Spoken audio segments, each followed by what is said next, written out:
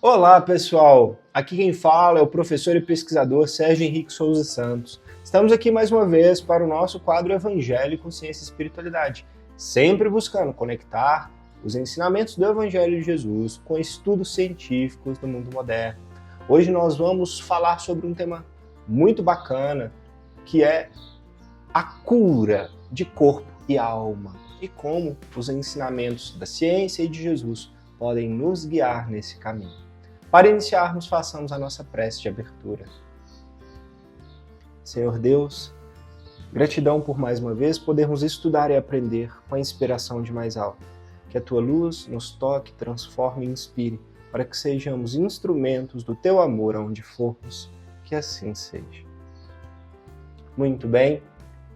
Para a primeira reflexão do dia de hoje, vamos ler o Evangelho de Jesus Cristo segundo Lucas, comentado por Emmanuel e psicografado por Chico Xavier.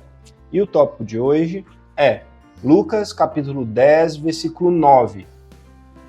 Curai os enfermos que nela houver e dizei-lhes, está próximo de vós o reino de Deus. Curas. Realmente, Jesus curou muitos enfermos e recomendou-os de modo especial aos discípulos.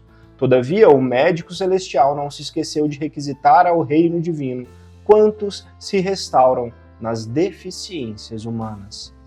Não nos interessa apenas a regeneração do veículo em que nos expressamos, mas acima de tudo o corretivo espiritual, que o homem comum se liberte da enfermidade, mas é imprescindível que entenda o valor da saúde. Existe, porém, tanta dificuldade para compreendermos a lição oculta da moléstia no corpo quanto se verifica em assimilarmos o apelo ao trabalho santificante que nos é endereçado pelo equilíbrio orgânico. Permitiria o Senhor a constituição da harmonia celular apenas para que a vontade viciada viesse golpeá-la e quebrá-la em detrimento do espírito? O enfermo pretenderá o reajustamento de energias vitais. Entretanto, cabe-lhe conhecer a prudência e o valor dos elementos colocados à sua disposição na experiência edificante da terra. Há criaturas doentes que lastimam a retenção no leito e choram aflitas, não porque desejem renovar concepções acerca dos sagrados fundamentos da vida, mas por se sentirem impossibilitados de prolongar os próprios desatinos. É sempre útil curar os enfermos quando haja permissão de ordem superior para isso. Contudo, em face de semelhante concessão do Altíssimo, é razoável que o interessado na bênção reconsidere as questões que lhe dizem respeito, compreendendo que raiou para seu espírito um novo dia no caminho redentor. Que assim seja. Curas. Quem de nós aqui, nesse nosso nível, humano ainda, muito terreno, de provas e expiações, não quer tantas e tantas vezes obter a cura do corpo de alguma doença que está nos afligindo, doenças mais simples, como gripes, resfriados às vezes, ou doenças mais graves, como câncer e outras condições que são crônicas, que não se resolvem de um dia para o outro. Quantas e quantas vezes pedimos auxílio para sermos curados, tanto da medicina terrena quanto dos céus, de Deus, de mais alto. E Emmanuel traz uma reflexão belíssima, que o corpo, ele é um instrumento de aprendizado da alma. Ele é um veículo e que ele, sim, merece e deve ser tratado e curado. Porém, isso deve estar associado com o crescimento da alma.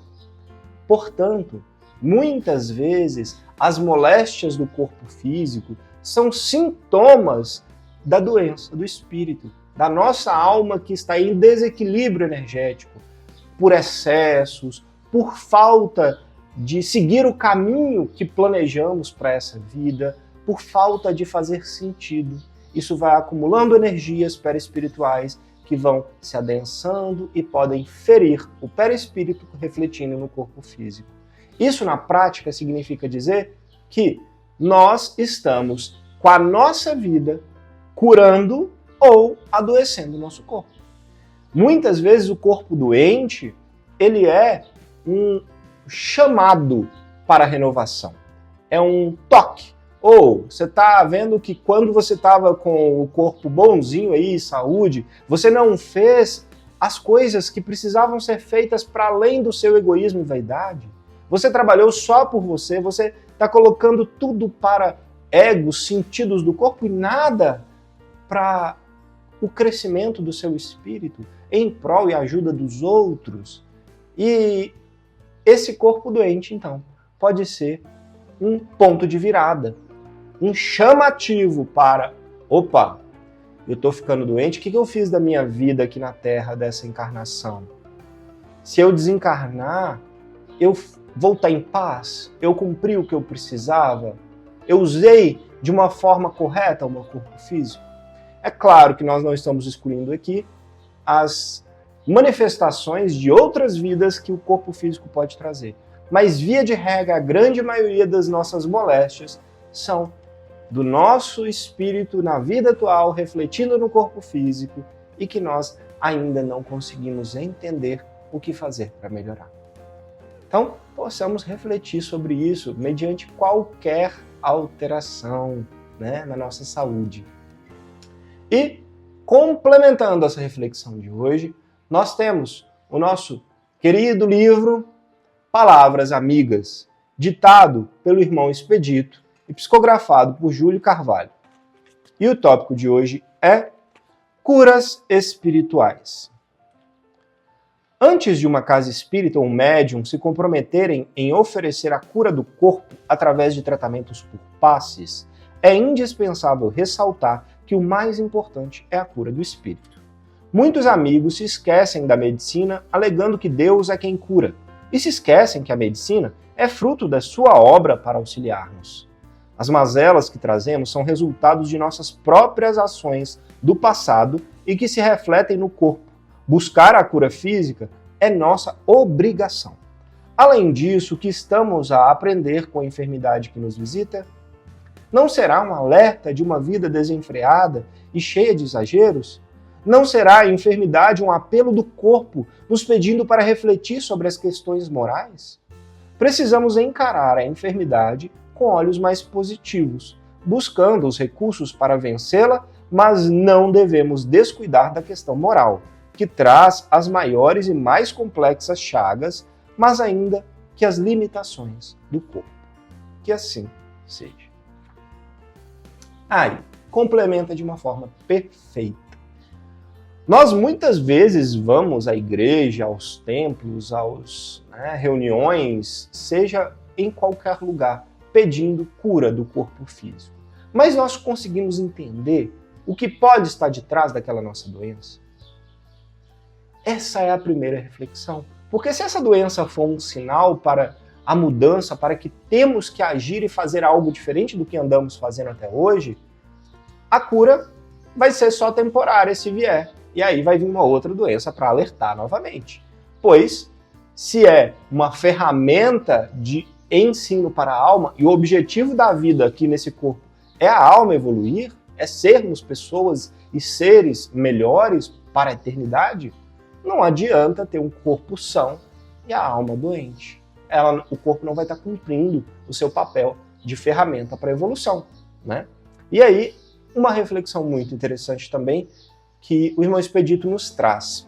O quanto nós queremos essa cura e falamos, não, está nas mãos de Deus, e não fazemos a nossa parte aqui no mundo, a parte material, que é inspiração de Deus e necessária tanto quanto as visitas aos centros, igrejas e reuniões espiritualistas, seja o que for. Ou seja, o tratamento com o médico, com o fisioterapeuta, com um profissional de educação física, com um nutricionista, todas essas profissões e trabalhos são inspirações divinas. E ele nos deu a capacidade de ter tudo isso no mundo para que cuidemos do nosso corpo. Portanto, não adianta falar, está só nas mãos de Deus, se ele quiser eu vou ser curado. E você não fazer a sua parte, que é cuidar do seu corpo, fazer atividade física, fazer reabilitações quando necessário, visitar o médico, fazer os tratamentos e até cirurgias que os médicos recomendarem. Chico Xavier é um exemplo disso. Ele, com as suas moléstias que ele sabiam necessárias no olho, no coração, tantas dores e dificuldades no corpo, ele falava que, não, eu vou fazer o tratamento médico. Junto com isso, eu vou, sendo acompanhado pela espiritualidade. Mas o tratamento médico estava ali o tempo inteiro. Portanto, sejamos razoáveis. Associar o que é do mundo, que Deus nos deu a capacidade de ter, com o óbvio, a óbvia necessidade do tratamento e cura espiritual nos templos, nas meditações, nas reflexões, nas diferentes formas de manifestarmos essa espiritualidade em nossas vidas. Mas lembrando também, sempre buscando fazer o bem. Quando nós saímos de nós mesmos e vamos à necessidade do outro, trabalhamos em prol do outro, muitas vezes isso por si só já é a maior ferramenta de cura. Se nós então colocamos o nosso serviço em prol do próximo, a cura se manifesta muito mais rapidamente e facilmente em nossas vidas. Reflitamos sobre isso. E dentro desse contexto, nós trouxemos um artigo científico muito interessante, cujo título é o seguinte: Efeitos do passe espírita sobre o hormônio do estresse, dor e parâmetros fisiológicos e tempo de internação em recém-nascidos prematuros. Um ensaio clínico randomizado, duplo cego. Esse artigo científico foi publicado no Journal ou na revista que tem como título Journal of Complementary and Integrative Medicine, que quer dizer Jornal da Medicina Complementar e Integrativa, pela primeira autora, L. Damara Carneiro, e última autora, Maria de Fátima Borges. Bem, o que esse artigo muito interessante fez? Ele estudou o efeito do passe espírita. O passe espírita é um tratamento terapêutico complementar, ou seja, não substitui outros tratamentos, mas é uma transmissão de energia pela imposição de mãos de uma pessoa treinada, preparada, que fez um treinamento para dar esse passe, e que esse passe espírita, nós sabemos, funciona através da transmissão de energias da espiritualidade, passando pelo corpo do passista, utilizando então essa energia anímica do corpo do passista para transmutar e transferir uma energia para a pessoa que está recebendo o passe. Essa energia ela vai ser modificada e alterada, somada aí com energias da natureza, para poder agir na onde aquele corpo precisa, aonde aquela pessoa que está recebendo o passe precisa. Essa é a base do passe espírita. É um tratamento energético, uma terapia complementar. Bem, assim como o Reiki também, é um tratamento energético, terapia complementar. Mas o passe espírita, pessoas normalmente em centros espíritas formadas, com base no Espiritismo e Evangelho de Jesus, é que realizam esses passes. O que eles fizeram nesse estudo foi tratar crianças recém-nascidas prematuras que estavam internadas com o passe espírita. É um estudo piloto, com N pequeno, tá? Então, poucas pessoas participaram, é um primeiro teste. E eles compararam crianças que estavam recebendo tratamento convencional e crianças que estavam recebendo tratamento convencional mais o passe espírita. O que se observou foi, mesmo com N pequeno, que já houve alguma diferença no tempo de internação, na recuperação respiratória, e até mesmo as crianças controle que não receberam os passes tiveram um nível de cortisol na saliva, que é um medidor de estresse, de atividade simpática, aumentados comparado àquele que recebeu o passe espírita. Ou seja, mesmo nesse estudo piloto inicial, o passe espírita pôde auxiliar crianças prematuras recém-nascidas a melhorar alguns parâmetros fisiológicos do seu corpo, melhorando, então, a sua saúde.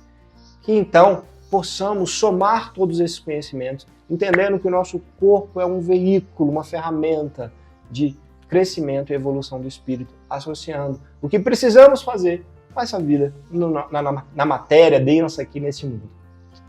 Que assim seja. façamos a nossa prece de encerramento. Senhor Deus, gratidão por mais uma vez podermos aprender com a espiritualidade amiga. Que a Tua luz nos transforme, nos guie e ilumine. Gratidão por tanto que recebemos. Abençoe muito os nossos anjos mentores, os nossos caminhos e a nossa jornada de crescimento. Que assim seja. Gratidão a vocês pela oportunidade de conversarmos mais uma vez. Namastê e até a próxima.